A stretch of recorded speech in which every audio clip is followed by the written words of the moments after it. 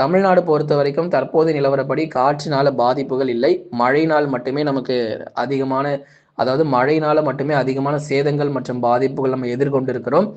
கடந்த முறை தாழ்வு பகுதியிலும், அதே மாரி இந்த முறை வந்த மோந்தா புயல் காரணமாகவும் தமிழக கடலோர மாவட்டங்கள் நல்ல ஒரு அதிக மழை பொழிவை தொடர்ந்து சந்தித்தது.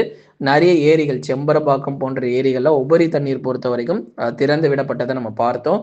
தொடர்ந்து மழை இருக்கு. திருவள்ளூர் மற்றும் சென்னையில நமக்கு மழை வாய்ப்புகள் இருக்கும். தமிழகம் பொறுத்தவரை சென்னை மற்றும் திருவள்ளூரில் கனமுதல் மிக கனமழையாக பதிவாகி, அதுக்கப்புறம் நமக்கு இயல்பு நிலை திரும்பிரும். எப்படி பார்த்தாலும் இன்றைக்கு பகல் நேரங்களுக்கு அப்புறம் நம்ம கிட்டத்தட்ட ஒரு 80 முதல் 90% பகல் நேரங்களுக்கு பிறகு நமக்கு இயல்பு நிலை இன்றைக்கு திரும்பி விடுவதற்கான வாய்ப்பு இருக்கு. புதன்கிழமை நாளைய தினங்கள் முதல் உங்களுக்கு மழை வாய்ப்புகளும் ரொம்ப அதிகம் இருக்காது. வெயில் வர ஆரம்பிச்சிரும். நாளைய தினத்திலிருந்து பகல்ல வெயில் வர ஆரம்பிச்சிரும். வியாழக்கிழமை, வெள்ளிக்கிழமை நல்ல ஒரு வெயில் தொடங்க ஆரம்பிச்சிரும். ஏன்னா நவம்பர் முதல்